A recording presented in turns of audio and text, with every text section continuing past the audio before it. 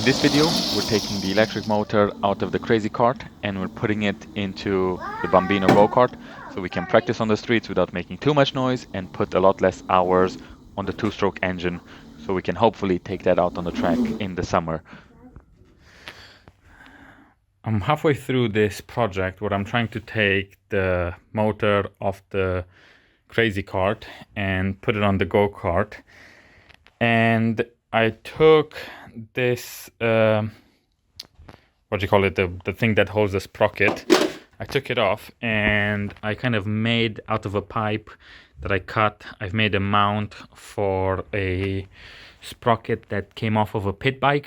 Next, I'm just going to take the motor off of that and see if we can fit it on the go-kart and then see if it has enough power to push it along. If it doesn't, then I'll probably get a 36 volt motor, which has a bit more power to it. Took the motor out of the mount and unclipped the power cable that goes to the motor, and I can't take it out. It needs to go through that tiny hole there. The thing won't fit, so I probably need to take this plastic cover off and then see if I can take it out that way. It's quite annoying. I don't know how they assemble it. They must feed the cable through before putting this clip onto the cables. It's a very weird way of assembling it. I haven't really seen anything like this.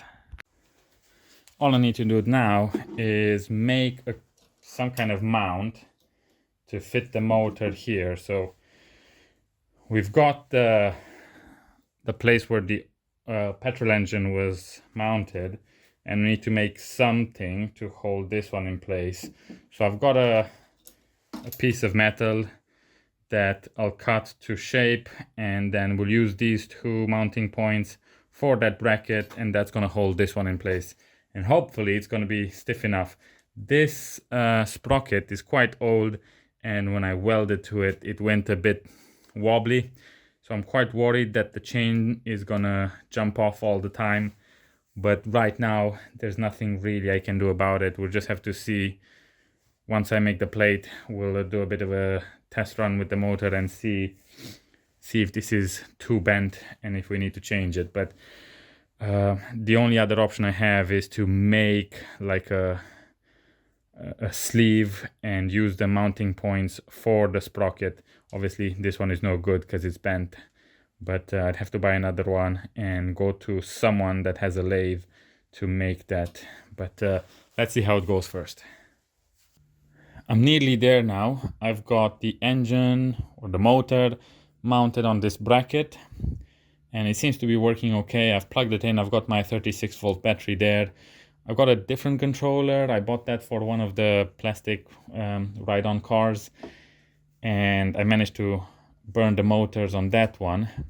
This one looks quite tiny compared to the two-stroke engine that was here before. This looks really weird and tiny, but seems like it's moving okay.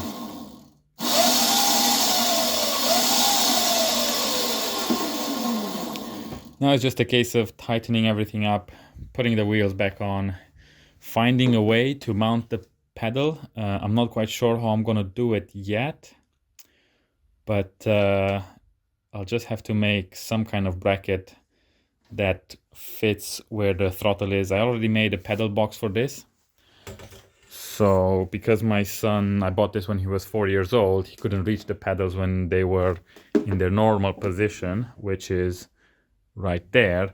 So I made this pedal box for him. So I'll just have to modify it and see if I can fit this one instead.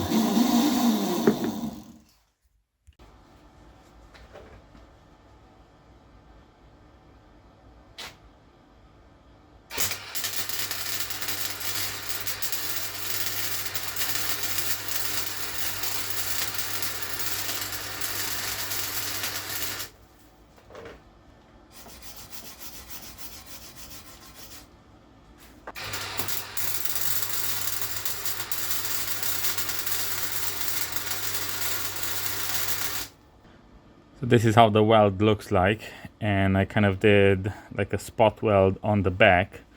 So this is gonna be where the pedal rests and it's gonna be mounted to the chassis of the go-kart. Don't know if you can see from here, but the pedal is now in place on a bracket there. I'm just gonna put the back wheels on. I don't have the battery because it's inside the house charging, but hopefully now everything is as it should be. So we've got the motor on, we've got the wheels on, we've got the pedal, and that works. Still got the old key from the remote engine kill switch that I put in one of the previous videos. All I need to do is find a way to secure the battery here and put the controller somewhere. That cable there is just the on-off switch, which for now I'm gonna leave like that.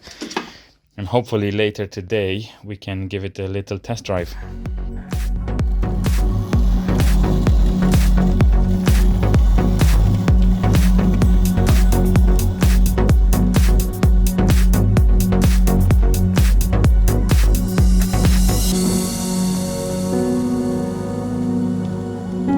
Go a bit quicker, look in front and go a bit quicker. Look in front and go a bit quicker.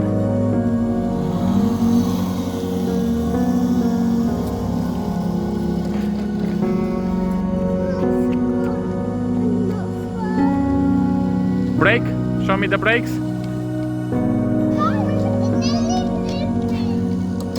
Oh no, the chain fell off again.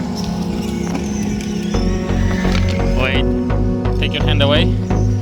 So I need to do a bit more work because the chain keeps falling off. But for now, you can go and do a ride.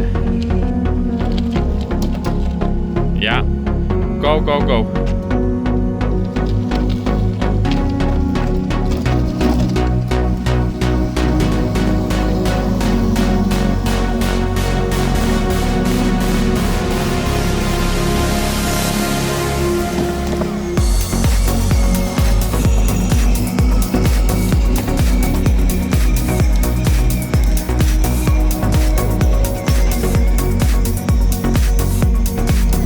Is that as quick as it can go?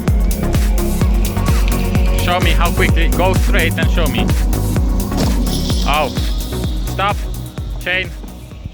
So we're having a bit of a problem when I think I need to tighten the brackets a bit more because I think it moved, but also because of the sprocket being a bit twisted from the heat when welding.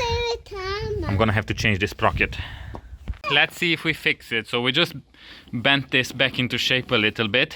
So if you press the accelerator. Okay.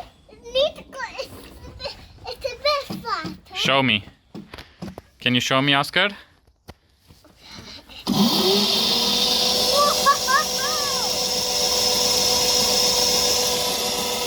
Okay, do you wanna let go? So it's running pretty straight now. There's a tiny, well, maybe a bit too much slack, but that should be fine for now. A bit of slack in the chain. This one is wobbling a bit, but not too much. So we'll give it another go, but it's getting pretty dark outside. Go fast. Fast, yes, go. Hey, don't get in the way. You look in front and go fast, straight. Look in front and go. Now. Just straight, go straight. You stop after the house. Yeah. Okay, turn around, don't bang. Turn around.